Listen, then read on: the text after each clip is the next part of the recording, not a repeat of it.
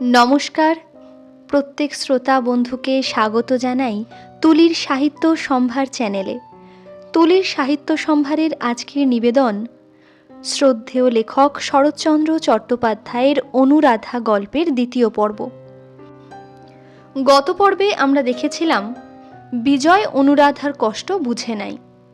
যদিও সে নিজেও কৌলিন্য সম্মান এতটুকুও বিশ্বাস করে না, তবুও তাহার সহানুভূতি গিয়া পড়িয়াছিল গগনের পরে, এবং অনুরাধার তীক্ষ্ণ প্রত্যুত্তর যতই সে মনে মনে তোল পার করিতে লাগিল, ততই তার অনুরাধাকে লজ্জাহীনা লোভীহীন বলিয়াই মনে হইতে লাগিল। আজকে শুরু করব অনুরাধা গল্পের দ্বিতীয় তথা অন্তিম পর্ব। এদিকে উঠানে ক্রমশ লোক জমিতেছে। এইবার তাহাদিগকে লইয়া কাজ শুরু করিতে হইবে। কিন্তু আজ তাহার কিছুই ভালো লাগিল না। দরোয়ানকে দিয়া তাহাদের বিদায় করিয়া দিল এবং একাকী বসিয়া থাকিতে না পারিয়া কি ভাবিয়া সে একেবারে বাটির মধ্যে আসিয়া উপস্থিত হইল। রান্নাঘরের সম্মুখের খোলা বারান্দায় মাদুর পাতিয়া অনুরাধা শুইয়া, তাহার দুই পাশে দুই ছেলে কুমার ও সন্তোষ। মহাভারতের গল্প চলিতেছে। রাত্রির রান্নাটা সে বেলা বেলি সারিয়া লইয়া নিত্যই এমনই ছেলেদের লইয়া সন্ধ্যার পরে গল্প করে। তারপর কুমারকে খাওয়াইয়া বাহিরে তাহার পিতার কাছে পাঠাইয়া দেয়। জ্যোৎস্না রাত্রি, ঘন পল্লব আমগাছের পাতার ফাঁক দিয়া আসিয়া টুকরা চাঁদের আলো স্থানে স্থানে তাহাদের গায়ের পরে মুখের পরে পড়িতেছে। গাছের ছায়ায় একটা লোককে এদিকে আসিতে দেখিয়া অনুরাধা চকিত হইয়া জিজ্ঞাসা করিল, কে? আমি বিজয়। তিনজনেই শশব ব্যস্তে উঠিয়া বসিল। সন্তোষ ছোটবাবুকে অত্যন্ত ভয় করে। প্রথম দিনের স্মৃতি সে ভুলে নাই। উসখুস করিয়া উঠিয়া গেল। কুমারও বন্ধুর অনুসরণ করিল। বিজয় বলিল, ত্রিলোচন গাঙ্গুলিকে আপনি চেনেন? আজ তিনি আমার কাছে এসেছিলেন। অনুরাধা বিস্মিত হইল। আপনার কাছে? কিন্তু আপনি তো তার ঘাতক নন। না, কিন্তু হলে হয়তো আপনার সুবিধে হতো। আমার একদিনের অত্যাচার আপনি আর একদিন শোধ করে দিতে পারতেন। অনুরাধা চুপ করিয়া রহিল। বিজয় বলিল, তিনি জানিয়ে গেলেন আপনার সঙ্গে তার বিবাহ স্থির হয়েছে। এ কি সত্য? হ্যাঁ। আপনি নিজে উপযাচক হয়ে তাকে রাজি করিয়েছেন? হ্যাঁ, তাই। তাই যদি হয়ে থাকে এ অত্যন্ত লজ্জার কথা। শুধু আপনার নয়, আমারও। আপনার লজ্জা কিসের? সেই কথা জানাতেই আমি এসেছি। ত্রিলোচন বলে গেল শুধু আমার তাড়াতেই বিভ্রান্ত হয়ে নাকি আপনি এ প্রস্তাব করেছেন। বলেছেন আপনার দাঁড়াবার স্থান নেই এবং বহু সাধ্য সাধনায় তাকে সম্মত করিয়েছেন, নইলে এ বয়সে বিবাহের ইচ্ছে সে ত্যাগ করেছিল। শুধু আপনার কান্নাকাটিতে দয়া করে ত্রিলোচন রাজি হয়েছে। হ্যাঁ, এ সবই সত্য। বিজয় কহিল, আমার তাড়া দেওয়া আমি প্রত্যাহার করছি এবং নিজের আচরণের জন্য ক্ষমা প্রার্থনা করছি। অনুরাধা চুপ করিয়া রহিল। বিজয় বলিল, এবার নিজের তরফ থেকে আপনি প্রস্তাব প্রত্যাহার করুন। না, সে হয় না। আমি কথা দিয়েছি। সবাই শুনেছে। লোকে তাকে উপহাস করবে। এতে করবে না, বরঞ্চ ঢের বেশি করবে। তার উপযুক্ত ছেলে মেয়েদের সঙ্গে বিবাদ বাঁধবে। তাদের সংসারে একটা বিশৃঙ্খলার সৃষ্টি হবে। আপনার নিজের অশান্তির সীমাও থাকবে না। এসব কথা কি ভেবে দেখেননি? অনুরাধা মৃদু কণ্ঠে বলিল, দেখেছি। আমার বিশ্বাস এসব কিছুই হবে না। শুনিয়া বিজয় অবাক হইয়া গেল। কহিল, সে বৃদ্ধ কটা দিন বাঁচবে আশা করেন? অনুরাধা বলিল, স্বামীর পরমায়ু সংসারে সকল স্ত্রী বেশি আশা করে। এমনও হতে পারে হাতের নোয়া নিয়ে আমিই আগে চলে যাব। বিজয় এ কথার উত্তর খুঁজিয়া পাইল না। স্তব্ধভাবে দাঁড়াইয়া রহিল। কিছুক্ষণ এমনই নীরবে কাটিলে অনুরাধা বিনীত স্বরে কহিল, আপনি আমাকে চলে যেতে হুকুম করেছেন সত্যি, কিন্তু কোনোদিন তার উল্লেখ পর্যন্ত করেননি। দয়ার যোগ্য নই, তবু যথেষ্ট দয়া করেছেন। মনে মনে আমি যে কত কৃতজ্ঞ তা জানাতে পারিনি। বিজয়ের কাছে উত্তর না পাইয়া সে বলিতে লাগিল, ভগবান জানেন আপনার বিরুদ্ধে কারো কাছে আমি একটা কথাও বলিনি। বললে আমার অন্যায় হতো, আমার মিছে কথা হতো। গাঙ্গুলি মশাই যদি কিছু বলে থাকেন সে তার নিজের কথা, আমার নয়। তবু তার হয়ে আমি ক্ষমা প্রার্থনা করছি। বিজয় জিজ্ঞাসা করিল, আপনাদের কবে বিয়ে? 13ই জ্যৈষ্ঠ? তাহলে প্রায় মাসখানেক বাকি রইল না? হ্যাঁ তাই। এর আর পরিবর্তন নেই বোধ করি? বোধ হয় নেই, অন্তত সেই ভরসাই তিনি দিয়ে গেছেন। বিজয় বহুক্ষণ নীরবে থাকিয়া কহিল, তাহলে আর কিছু আমার বলবার নেই, কিন্তু নিজের ভবিষ্যৎ জীবনটা একবার ভেবে দেখলেন না? আমার এই বড় পরিতাপ। অনুরাধা বলিল, একবার নয়, 100 বার ভেবে দেখেছি ছোটবাবু। এই আমার দিন রাত্রের চিন্তা। আপনি আমার শুভাকাঙ্ক্ষী, আপনাকে কৃতজ্ঞতা জানাবার সত্যি ভাষা খুঁজে পাইনি। কিন্তু আপনি নিজে একবার আমার সব কথা ভেবে দেখুন দেখি। অর্থ নেই, রূপ নেই, গৃহ নেই, অভিভাবকহীন একাকী পল্লীগ্রামের অনাচার অত্যাচার থেকে কোথাও গিয়ে দাঁড়াবারও স্থান নেই। বয়স হলো 23-24। ইনি ছাড়া আমাকে কে বিয়ে করতে চাইবে বলুন তো? তখন অন্যের জন্যে কার কাছে গিয়ে হাত পেতে দাঁড়াবো? শুনে আপনারই বা কি মনে হবে? এ সবই সত্য, প্রতিবাদে কিছুই বলিবার নাই। মিনিট 2-3 নিরুত্তরে দাঁড়াইয়া বিজয় গভীর অনুতাপের সহিত বলিল, এ সময়ে আপনার কি আমি কোনো উপকারই করতে পারিনে? পারলে খুশি হব। অনুরাধা কহিল, আপনি আমার অনেক উপকার করেছেন, যা কেউ করত না। আপনার আশ্রয়ে আমি নির্ভয়ে আছি। ছেলে দুটি আমার চন্দ্রসূর্যি, এই আমার ঢের। আপনার কাছে প্রার্থনা, শুধু মনে মনে আর আমাকে আমার দাদার দোষের ভাগী রাখবেন না। আমি জেনে কোনো অপরাধী করিনি, সে আমি জানতে পেরেছি, আপনাকে বলতে হবে না। এই বলিয়া বিজয় ধীরে ধীরে বাহিরে চলিয়া গেল। কলিকাতা হইতে কিছু তরি তরকারি ও ফলমূল মিষ্টান্ন আসিয়াছিল। বিজয় চাকরকে দিয়া ঝুড়িটা আনিয়া রান্নাঘরের সুমুখে নামাইয়া রাখিয়া বলিল, ঘরে আছেন নিশ্চয়ই? ভিতর হইতে মৃদু কণ্ঠে সাড়া আসিল, আছি। বিজয় বলিল, মুশকিল হয়েছে আপনাকে ডাকার। আমাদের সমাজে হলে মিস চ্যাটার্জি কিংবা মিস অনুরাধা বলে অনায়াসে ডাকা চলত, কিন্তু এখানে তা অচল। আপনার ছেলে দুটোর কেউ উপস্থিত থাকলে তোদের মাসিকে ডেকে দে বলে কাজ চালাতুম, কিন্তু তারাও ফেরার। কি বলে ডাকি বলুন তো? অনুরাধা দ্বারের কাছে আসিয়া বলিল, আপনি মনিব, আমাকে রাধা বলে ডাকবেন। বিজয় বলিল, ডাকতে আপত্তি নেই, কিন্তু মনিবনা সত্ত্বের জোরে নয়। দায় ছিল গগন চাটুর্যের, কিন্তু সে দিলে গা ঢাকা। মনিব বলে আপনি কেন মানতে যাবেন? আপনার গরজ কিসের? ভিতর হইতে শুধু শোনা গেল, ও কথা বলবেন না, আপনি মনিব বই কি। বিজয় বলিল, সে দাবি আমি করি নে, কিন্তু বয়সের দাবি করি। আমি অনেক বড়, নাম ধরে ডাকলে যেন রাগ করবেন না। না, বিজয় এটা দেখিয়াছে যে ঘনিষ্ঠতা করার আগ্রহ তাহার দিক দিয়া যত প্রবলই হোক, ও পক্ষ হইতে লেশ মাত্রও নাই। সে কিছুতে সম্মুখে আসে না এবং সংক্ষেপে ও সম্ভ্রমের সঙ্গে বরাবরই আড়াল হইতে উত্তর দেয়। বিজয় বলিল, বাড়ি থেকে কিছু তরি তরকারি, কিছু ফল মূল মিষ্টি এসে পৌঁছেছে। ঝুড়িটা তুলে রাখুন, ছেলেদের দেবেন।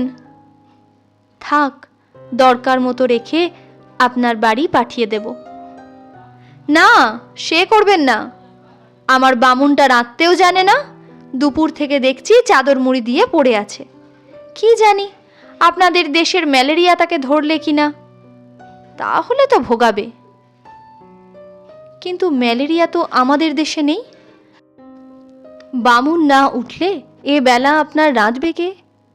বিজয় বলিল, এ বেলার কথা ছেড়ে দিন, ভেবে দেখব কাল সকালে। আর কুকারটা তো সঙ্গে আছেই, শেষ পর্যন্ত চাকরকে দিয়েই কাজ চালিয়ে নিতে পারবো। কিন্তু তাতে কষ্ট হবে তো? না, নিজের অভ্যাস আছে, শুধু কষ্ট হতে পারত ছেলের খাবার কষ্ট চোখে দেখলে, কিন্তু সে ভার তো আপনি নিয়েছেন। কি রাঁধছেন এবেলা? ঝুড়িটা খুলে দেখুন না, যদি কাজে লাগে। কাজে লাগবে বই কি, কিন্তু এবেলা আমার রান্না নেই। নেই কেন? কুমারের একটু গা গরম হয়েছে, রাঁধলে সে খাবার উপদ্রব করবে। ও বেলার যা আছে তাতে সন্তোষের চলে যাবে। গা গরম হয়েছে তার? কোথায় আছে সে? আছে আমার বিছানায় শুয়ে, সন্তোষের সঙ্গে গল্প করছে। আজ বলছিল বাইরে যাবে না, আমার কাছেই শোবে। বিজয় বলিল, তা সুখ, কিন্তু বেশি আদর পেলে মাসিকে ছেড়ে ও বাড়িও যেতে চাইবে না, তখন ওকে নিয়ে বিভ্রাট বাঁধবে। না, বাঁধবে না, কুমার অবাধ্য ছেলে নয়। বিজয় বলিল, কি হলে অবাধ্য হয় সে আপনি জানেন, কিন্তু শুনতে পাই আপনার পরে ও কম উৎপাত করে না। অনুরাধা কিছুক্ষণ চুপ করিয়া থাকিয়া বলিল, ও উপদ্রব যদি করে আমার উপরেই করে, ও কারোর উপরে করে না। বিজয় বলিল, সে আমি জানি, কিন্তু মাসি না হয় সহ্য করলে, কিন্তু জ্যাঠাইমা তো সইবে না। আর বিমাতা যদি আসেন, তিনি এতটুকু অত্যাচারও বরদাস্ত করবেন না। অভ্যাস বিগড়ালে ওর বিপদ ঘটবে যে। ছেলের বিপদ ঘটবে এমন বিমাতা ঘরে আনবেন কেন?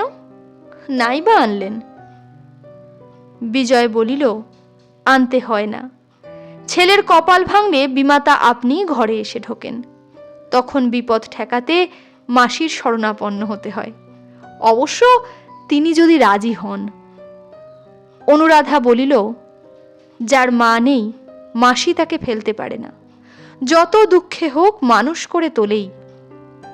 কথাটা শুনে রাখলুম বলিয়া বিজয় চলিয়া যাইতেছিল। ফিরিয়া আসিয়া কহিল, যদি অবিনয় মাপ করেন একটা কথা জিজ্ঞাসা করি। করুন। কুমারের চিন্তা পরে করা যাবে, কারণ তার বাপ বেঁচে আছে। তাকে যত পাষণ্ড লোকে ভাবে সে তা নয়, কিন্তু সন্তোষ, তার তো বাপ মা দুই গেছে। নতুন মেশো ত্রিলোচনের ঘরে যদি তার ঠাঁই না হয়, কি করবেন তাকে নিয়ে? ভেবেছেন সে কথা? অনুরাধা বলিল, মাসির ঠাঁই হবে, বোনপোর হবে না? হওয়াই উচিত, কিন্তু যেটুকু তারে দেখতে পেলুম তাতে ভরসা বড় হয় না। এ কথার জবাব অনুরাধা তৎক্ষণাৎ দিতে পারিল না, ভাবিতে একটু সময় লাগিল। তারপরে শান্ত দৃঢ় কণ্ঠে কহিল, তখন গাছতলায় দুজনের স্থান হবে, সে কেউ বন্ধ করতে পারবে না। বিজয় বলিল, মাসির যোগ্য কথা অস্বীকার করিনে, কিন্তু সে সম্ভব নয়। তখন আমার কাছে তাকে পাঠিয়ে দেবেন, কুমারের বন্ধুও, সে যদি মানুষ হয় সন্তোষও হবে। ভিতর হইতে আর কোনো জবাব আসিল না। বিজয় কিছুক্ষণ অপেক্ষা করিয়া বাহিরে চলিয়া গেল। ঘণ্টা 2-3 পরে দ্বারের বাহিরে দাঁড়াইয়া সন্তোষ বলিল, মাসিমা আপনাকে খেতে ডাকছেন। আমাকে? হ্যাঁ, বলিয়াই সে প্রস্থান করিল। অনুরাধার রান্নাঘরে খাবার ঠাঁই করা। বিজয় আসনে বসিয়া বলিল, রাত্রিটা অনায়াসে কেটে যেত, কেন আবার কষ্ট করলেন? অনুরাধা অনতি দূরে দাঁড়াইয়াছিল, চুপ করিয়া রহিল। ভোজ্য বস্তুর বাহুল্য নাই, কিন্তু যত্নের পরিচয় প্রত্যেকটি জিনিসে। কি পরিপাটি করিয়াই না খাবারগুলি সাজানো। আহারে বসিয়া বিজয় জিজ্ঞাসা করিল, কুমার, কি খেলে? সাগু খেয়ে সে ঘুমিয়েছে। ঝগড়া করেনি আজ? অনুরাধা হাসিয়া ফেলিল। বলিল, আমার কাছে শোভে বলে আজও ভারী শান্ত, মোটে ঝগড়া করেনি। বিজয় বলিল, ওকে নিয়ে আপনার ঝঞ্ঝাট বেড়েছে, কিন্তু আমার দোষে নয়। ও নিজেই কি করে যে আপনার সংসারের মধ্যে নিঃশব্দে ঢুকে পড়ল, তাই আমি ভাবি। আমিও ঠিক তাই ভাবি। মনে হয় ও বাড়ি চলে গেলে আপনার কষ্ট হবে। অনুরাধা চুপ করিয়া রহিল। পরে বলিল, নিয়ে যাবার আগে কিন্তু আপনাকে একটা কথা দিয়ে যেতে হবে। আপনাকে চোখ রাখতে হবে, ও যেন কষ্ট না পায়। কিন্তু আমি তো থাকি বাইরে নানা কাজে ব্যস্ত, কথা রাখতে পারবো বলে ভরসা হয় না। তাহলে আমার কাছেই ওকে দিয়ে যেতে হবে। আপনি ভুলে যাচ্ছেন যে সে আরও অসম্ভব। এই বলিয়া বিজয় হাসিয়া খাওয়ায় মন দিল। এক সময় বলিল, আমার বৌদিদিদের আসার কথা ছিল, কিন্তু তাঁরা বোধ করি আর এলেন না। কেন? যে খেয়ালে বলেছিলেন সম্ভবত সেটা কেটে গেছে। শহরের লোক পাড়া গাঁয়ে সহজে পা বাড়াতে চান না। এক প্রকার ভালোই হয়েছে। একা আমি তো আপনার যথেষ্ট অসুবিধে ঘটিয়েছি, তারা এলে সেটা বাড়ত। অনুরাধা এ কথার প্রতিবাদ করিয়া বলিল, এ বলা আপনার অন্যায়। বাড়ি আমার নয়, আপনাদের। তবু আমি সমস্ত জায়গা জুড়ে বসে থাকব, তারা এলে রাগ করব, এর চেয়ে অন্যায় হতেই পারে না।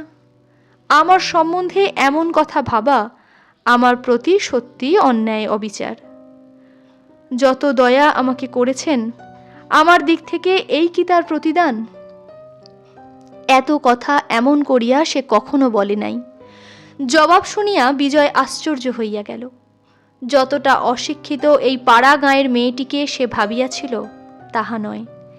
একটুখানি স্থির থাকিয়া আপন অপরাধ স্বীকার করিয়া কহিল, সত্যই এ কথা বলা আমার উচিত হয়নি। যাদের সম্বন্ধে এ কথা খাটে আপনি তাদের চেয়ে অনেক বড়। কিন্তু 2-3 দিন পরেই আমি বাড়ি চলে যাব। এখানে এসে প্রথমে আপনার প্রতি নানা দুর্ব্যবহার করেছি, কিন্তু সে তো না জানার জন্যে। অথচ সংসারে এমনই হয়, এমনই ঘটে। তবু যাবার আগে আমি গভীর লজ্জার সঙ্গে আপনার ক্ষমা ভিক্ষা করি। অনুরাধা মৃদু কণ্ঠে বলিল, ক্ষমা আপনি পাবেন না। পাব না? কেন? এসে পর্যন্ত যে অত্যাচার করছেন তার ক্ষমা নেই। এই বলিয়া সে হাসিয়া ফেলিল। প্রদীপের স্বল্প আলোকে তাহার হাসি মুখ বিজয়ের চোখে পড়িল, এবং মুহূর্তকালের এক অজানা বিস্ময়ে সমস্ত অন্তরটা দুলিয়া উঠিয়াই আবার স্থির হইল। ক্ষণকাল নির্বাক থাকিয়া বলিল, সেই ভালো, ক্ষমায় কাজ নেই। অপরাধী বলেই যেন চিরকাল মনে পড়ে। উভয়ই নীরব। মিনিট 2-3 ঘরটা সম্পূর্ণ নিস্তব্ধ হইয়া রহিল। নিঃশব্দতা ভঙ্গ করিল অনুরাধা। জিজ্ঞাসা করিল, আপনি আবার কবে আসবেন? মাঝে মাঝে আসতে হবে জানি, যদিচ দেখা আর হবে না। ও পক্ষ হইতে ইহার প্রতিবাদ আসিল না। বুঝা গেল ইহা সত্য। খাওয়া শেষ হইলে বিজয় বাহিরে যাইবার সময় অনুরাধা বলিল, ঝুড়িটায় অনেক রকম তরকারি আছে, কিন্তু বাইরে আর পাঠালুম না। কাল সকালেও আপনি এখানেই খাবেন। তথাস্তু। কিন্তু বুঝেছেন বোধ করি সাধারণের চেয়ে খিদেটা আমার বেশি। নইলে প্রস্তাব করতুম শুধু সকালের নয়, নেমন্তন্নর মেয়াদটা বাড়িয়ে দিন। যে কটা দিন থাকি আপনার হাতে খেয়েই যেন বাড়ি চলে যেতে পারি। উত্তর আসিল, সে আমার সৌভাগ্য। পরদিন প্রভাতেই বহুবিধ আহার্য দ্রব্য অনুরাধার রান্নাঘরের বারান্দায় আসিয়া পৌঁছিল। সে আপত্তি করিল না, তুলিয়া রাখিল। ইহার পরে 3 দিনের স্থলে 5 দিন কাটিল। কুমার সম্পূর্ণ সুস্থ হইয়া উঠিল। এই কয়দিন বিজয় ক্ষোভের সহিত লক্ষ্য করিল যে আতিথ্যের ত্রুটি কোনো দিকেই নাই, কিন্তু পরিচয়ের দূরত্ব তেমনি অবিচলিত রহিল। কোনো ছলেই তিলার্ধ সন্নিকটবর্তী হইল না। বারান্দায় খাবার জায়গা করিয়া দিয়া অনুরাধা ঘরের মধ্য হইতে সাজাইয়া গুছাইয়া দেয়, পরিবেশন করে সন্তোষে। কুমার আসিয়া বলে, বাবা, মাসিমা বললেন মাছের তরকারিটা অতখানি পড়ে থাকলে চলবে না, আরও একটু খেতে হবে। বিজয় বলে, তোমার মাসিমাকে বলো গে, বাবাকে রাক্ষস ভাবাটা তার অন্যায়। কুমার ফিরিয়া আসিয়া বলে, মাছের তরকারি থাক, ও বোধ করি ভালো হয়নি, কিন্তু কালকের মতো বাটিতে দুধ পড়ে থাকলে তিনি দুঃখ করবেন। বিজয় শুনাইয়া বলিল, তোমার মাসি যেন কাল থেকে গামলার বদলে বাটিতে করে দুধ দেন, তাহলে পড়ে থাকবে না। এমনই করিয়া এই 5টা দিন কাটিল। মেয়েদের যত্নের ছবিটা বিজয়ের মনে ছিল চিরদিনই অস্পষ্ট। মাকে সে ছেলেবেলা হইতে অসুস্থ ও অপটু দেখিয়াছে। গৃহিণীপনার কোনো কর্তব্যই তিনি সম্পূর্ণ করিয়া উঠিতে পারেন নাই। নিজের স্ত্রীও ছিল মাত্র বছর 2 জীবিত, তখন তাহার পাঠ্যাবস্থা। ইহার পর হইতে দীর্ঘকাল কাটিয়া গেল সুদূর প্রবাসে। সেদিকের অভিজ্ঞতার ভালো মন্দ অনেক কিছু স্মৃতির মাঝে মাঝে মনে পড়ে, কিন্তু সমস্তই যেন অবাস্তব বইয়ে পড়া কল্পিত কাহিনী, জীবনের সত্য প্রয়োজনে একেবারেই সম্বন্ধবিহীন। আর আছে তাহার দাদার স্ত্রী প্রভাময়ী। যে পরিবারে বৌদিদিদের বিচার চলে, ভালো মন্দর আলোচনা হয়, সে পরিবার তাহাদের নয়। মাকে অনেক দিন কাঁদিতে দেখিয়াছে, বাবা বিরক্ত ও বিমর্ষ হইয়াছেন, কিন্তু এ সকল সে নিজেই অত্যন্ত অসঙ্গত ও অনধিকার চর্চা বলে মনে করিয়াছে। জ্যাঠাইমা দেবর পুত্রের খোঁজ না রাখিলে, বধূ শ্বশুর শাশুড়ির সেবা না করিলে যে প্রচণ্ড অপরাধ হয়, এ ধারণা তাহার নয়। তাহার নিজের স্ত্রীকেও অনুরূপ আচরণ করিতে দেখলে সে যে মর্মাহত হইত, তাহাও নয়। কিন্তু তাহার এতকালের ধারণাকে এই শেষের 5টা দিন যেন ধাক্কা দিয়া নড়বড়ে করিয়া দিল।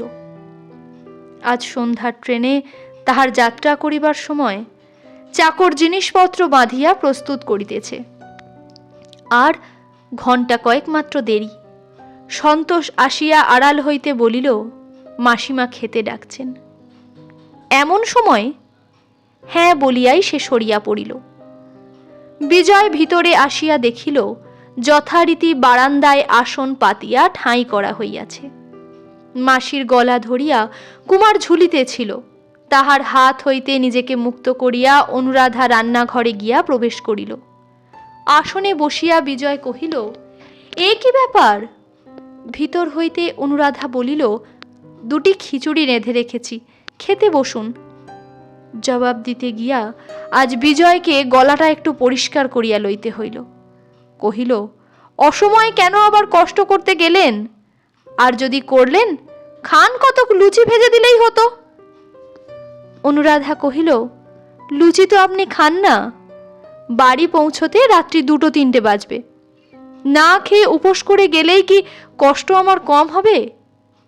কেবলই মনে পড়বে ছেলেটা না খেয়ে গাড়িতে ঘুমিয়ে পড়েছে। বিজয় নীরবে কিছুক্ষণ আহার করিয়া বলিল, বিনোদকে বলে গেলুম সে যেন আপনাকে দেখে, যে কটা দিন এ বাড়িতে আছেন যেন অসুবিধে কিছু না হয়। সে আবার কিছুক্ষণ নীরবে থাকিয়া বলিল, আর একটা কথা জানিয়ে যাই, যদি দেখা হয় গগনকে বলবেন আমি তাকে মাপ করেছি, কিন্তু এ গাঁয়ে যেন সে আর না আসে, এলে ক্ষমা করব না। কখনো দেখা হলে তাকে জানাবো। এই বলিয়া অনুরাধা ক্ষণকাল মৌন থাকিয়া কহিল, মুশকিল হয়েছে কুমারকে নিয়ে। আজ সে কিছুতেই যেতে চাচ্ছে না, অথচ কেন যে চাচ্ছে না তাও বলে না। বিজয় কহিল, বলতে চায় না নিজেই জানে না বলে, অথচ মনে মনে বোঝে সেখানে গেলে ওর কষ্ট হবে। কষ্ট হবে কেন? সে বাড়ির নিয়মই, কিন্তু হলোই বা কষ্ট। এর মধ্যে দিয়েই তো ও এত বড় হলো।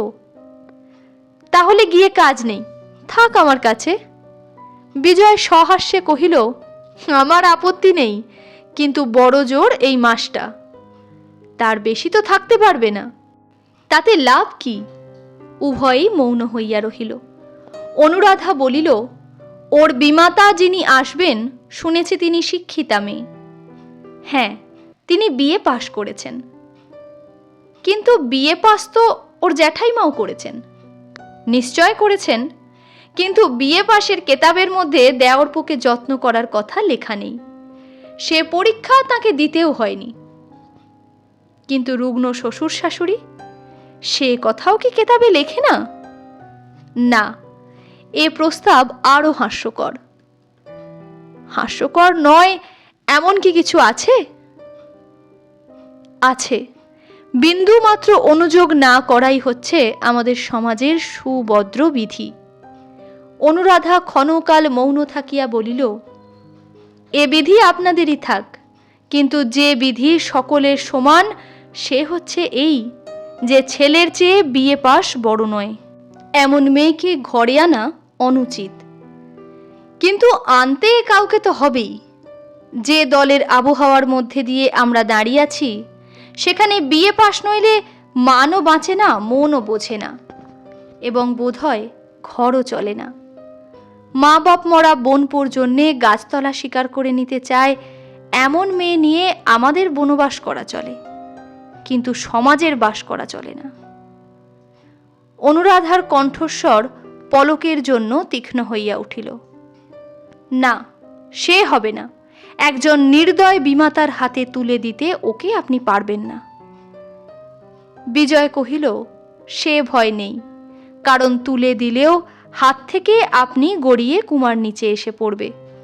কিন্তু তাই বলে তিনি নির্দয় নয়, এবং আমার ভাবী পত্নীর সপক্ষে আপনার কথার আমি তীব্র প্রতিবাদ করি। মার্জিত রুচিসম্মত উদার অবহেলায় তাদের নেতিয়ে পড়া আত্মীয়তার বর্বরতার লেশও নেই। ও দোষটা দেবেন না। অনুরাধা হাসিয়া বলিল, প্রতিবাদ যত খুশি করুন, কিন্তু জিজ্ঞাসা করি, নেতিয়ে পড়া আত্মীয়তার মানেটা হলো কি? বিজয় বলিল, ও আমাদের বড় সার্কেলের পারিবারিক বন্ধন। ওর কোড আলাদা, চেহারা স্বতন্ত্র। ওর শেকড় টানে না রস, পাতার রং সবুজ না হতেই ধরে হলুদের বর্ণ। আপনি পাড়া গাঁয়ে গৃহস্থ ঘরের মেয়ে, স্কুল কলেজে পড়ে পাশ করেননি, পার্টিতে পিকনিকে মেশেননি। ওর নিগূঢ় অর্থ আপনাকে আমি বোঝাতে পারবো না। কেবল এইটুকু আশ্বাস দিতে পারি, কুমারের বিমাতা এসে তাকে বিষ খাওয়াবার আয়োজনও করবে না, চাবুক হাতে তাড়া করেও বেড়াবে না, কারণ সে মার্জিত রুচির বিরুদ্ধ আচরণ। সুতরাং সেদিকে নির্ভয় হতে পারেন। অনুরাধা বলিল, আমি তার কথা ছেড়ে দিলুম, কিন্তু আপনি নিজে দেখবেন সে কথা দিন, এই আমার মিনতি। বিজয় কহিল, কথা দিতেই ইচ্ছে করে, কিন্তু আমার স্বভাবও আলাদা, অভ্যাসও আলাদা। আপনার আগ্রহ স্মরণ করে মাঝে মাঝে দেখবার চেষ্টা করব, কিন্তু যতটা আপনি চান তা পেরে উঠব বলে মনে হয় না। কিন্তু আমার খাওয়া শেষ হলো, এখন যাই, যাবার উদ্যোগ করিগে। বলিয়া সে উঠিয়া পড়িল। কহিল, রইল কুমার আপনার কাছে, ওকে ছাড়বার দিন এলে দেবেন বিনোদকে দিয়ে কলকাতায় পাঠিয়ে। প্রয়োজন হয় অসংকোচে সন্তোষকেও সঙ্গে দেবেন। প্রথমে এসে যে ব্যবহার করেছি ঠিক সেই আমার প্রকৃতি নয়, এ ভরসা আর একবার দিয়ে চললুম। আমার বাড়িতে কুমারের চেয়ে বেশি অনাদর সন্তোষের ঘটবে না। বাড়ির সম্মুখে ঘোড়ার গাড়ি দাঁড়াইয়া জিনিসপত্র বোঝাই দেওয়া হইয়াছে। বিজয় উঠিতে যাইতেছে, কুমার বলিল, বাবা, মাসিমা ডাকছেন একবার। সদর দরজার পাশে দাঁড়াইয়া অনুরাধা কহিল, প্রণাম করব বলে ডেকে পাঠালুম, আবার কবে যে করতে পাবো জানি নে। এই বলিয়া গলায় আঁচল দিয়া দূর হইতে প্রণাম করিল। উঠিয়া দাঁড়াইয়া কুমারকে কোলের কাছে টানিয়া লইয়া বলিল, ঠাকুরমাকে ভাবতে বারণ করবেন, যে কটা দিন ছেলেটা আমার কাছে রইল অযত্ন হবে না। বিজয় হাসিয়া বলিল, বিশ্বাস করা কঠিন। কঠিন কার কাছে? আপনার কাছেও নাকি? বলিয়া সেও হাসিতে গিয়া দুজনের চোখাচোখি হইল। বিজয় স্পষ্ট দেখিতে পাইল তাহার চোখের পাতা দুটি জলে ভিজা। মুখ নামাইয়া বলিল, কুমারকে নিয়ে গিয়ে কিন্তু কষ্ট দেবেন না যেন। আর বলতে পাবো না বলেই বারবার করে বলে রাখছি, আপনাদের বাড়ির কথা মনে হলে ওকে পাঠাতে আমার ইচ্ছা হয় না। নাই বা পাঠালেন। প্রত্যুত্তরে সে শুধু একটা নিঃশ্বাস চাপিয়া চুপ করিয়া রহিল। বিজয় বলিল, যাবার পূর্বে আপনার প্রতিশ্রুতির কথাটা আর একবার স্মরণ করিয়ে দিয়ে যাই। কথা দিয়েছেন, কখনো কিছু প্রয়োজন হলে চিঠি লিখে আমাকে জানাবেন। আমার মনে আছে, জানি গাঙ্গুলি মশায়ের কাছে ভিক্ষুকের মতো আমাকে চাইতে হবে, মনের সমস্ত ধিক্কার বিসর্জন দিয়েই চাইতে হবে, কিন্তু আপনার কাছে তা নয়। যা চাইব স্বচ্ছন্দে চাইব, কিন্তু মনে থাকে যেন। এই বলিয়া বিজয় যাইতে উদ্যত হইলে সে কহিল, তবে আপনিও একটা প্রতিশ্রুতি দিয়ে যান। বলুন, প্রয়োজন হলে আমাকেও জানাবেন। জানাবার মতো আমার কি প্রয়োজন হবে অনুরাধা? তা কি করে জানব? আমার কিছু নেই, কিন্তু প্রয়োজন হলে প্রাণ দিয়েও সেবা করতে পারবো। আপনাকে ওরা করতে দেবে কেন? আমাকে কেউ বাধা দিতে পারবে না। কুমার আসে নাই শুনিয়া মা আতঙ্কে শিহরিয়া উঠিলেন। সে কি কথা রে? যার সঙ্গে ঝগড়া তার কাছেই রেখে এলি ছেলে? বিজয় বলিল, যার সঙ্গে ঝগড়া সে গিয়ে পাতালে ঢুকেছে মা, তাকে খুঁজে বার করার সাধ্য কার? তোমার নাতি রইল তার মাসির কাছে, দিন কয়েক পরেই আসবে। হঠাৎ মাসি এলো কোথা থেকে রে?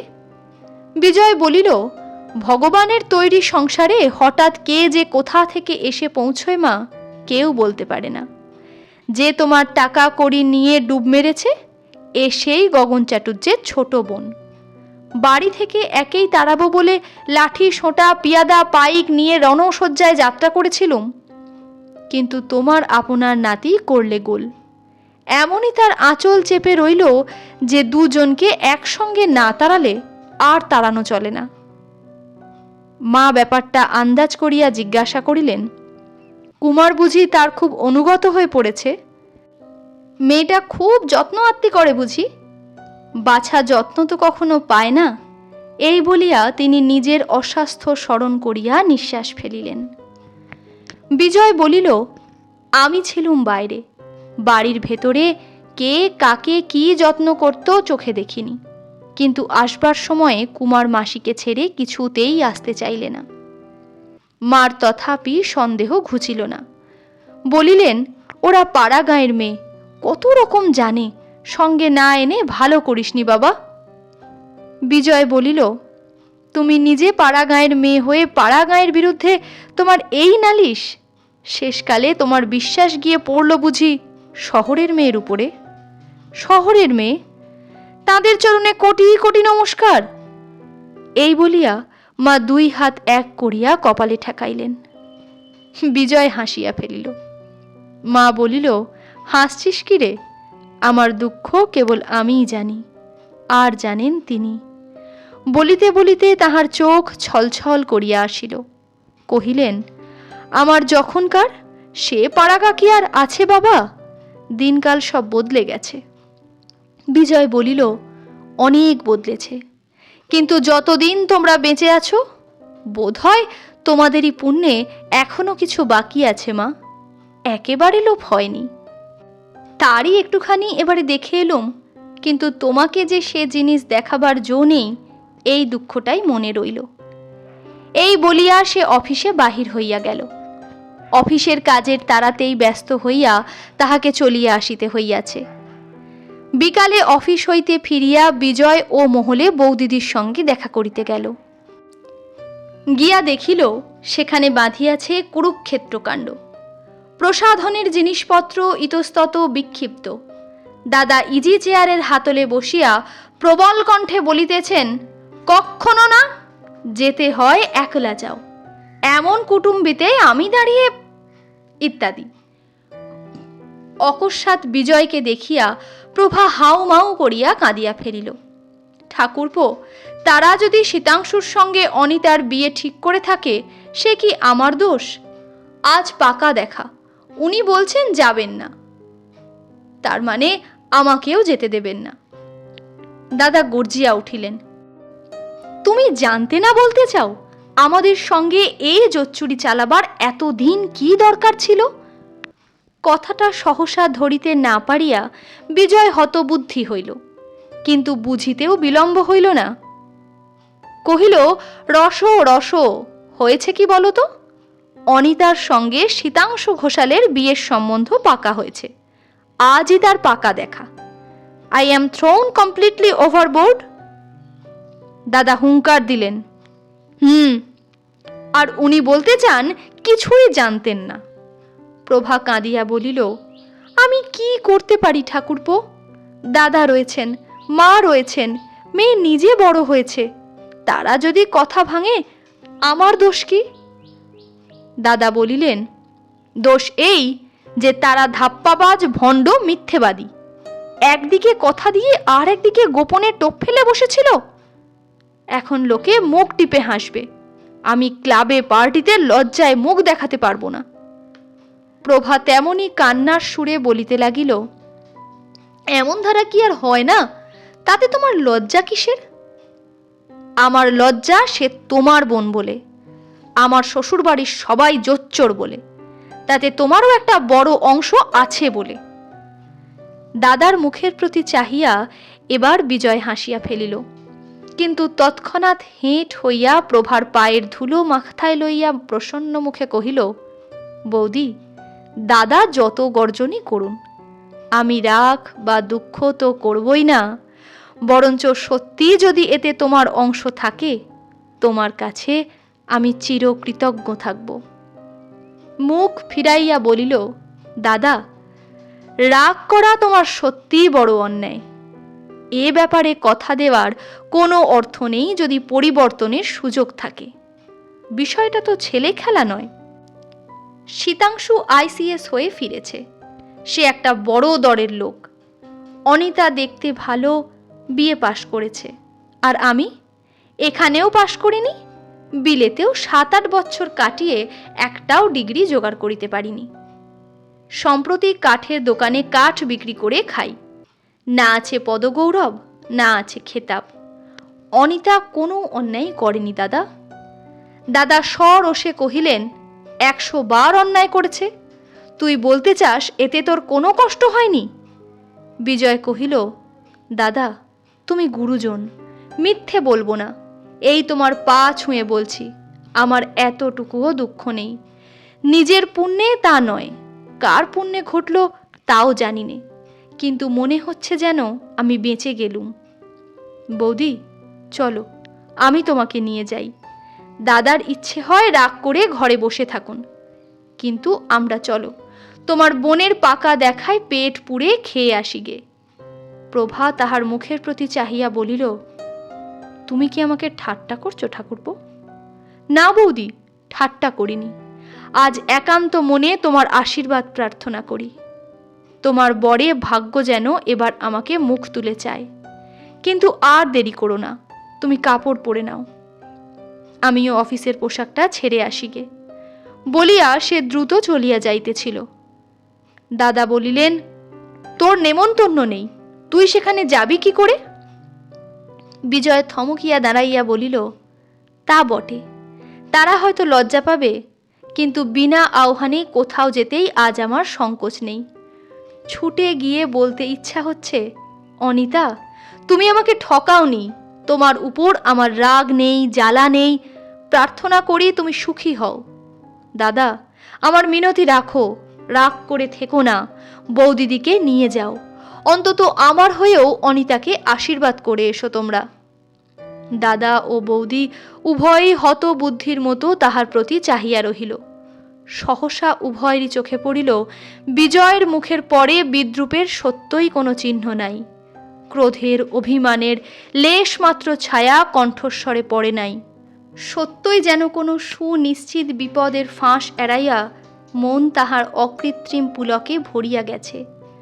বোনের কাছে এ ইঙ্গিত উপভোগ্য নয়। অপমানের ধাক্কায় প্রবার অন্তরটা সহসা জ্বলিয়া গেল। কি যেন একটা বলিতেও চাহিল, কিন্তু কণ্ঠ রুদ্ধ হইয়া আসিল। বিজয় বলিল, বৌদি, আমার সকল কথা বলবার আজও সময় আসেনি, কখনো আসবে কিনা তাও জানি নে। যদি আসে কোনো দিন, সেদিন কিন্তু তুমিও বলবে, ঠাকুরপো তুমি ভাগ্যবান ভাই, তোমাকে আশীর্বাদ করি। নমস্কার। অনুরাধা গল্প এখানেই সমাপ্ত হলো।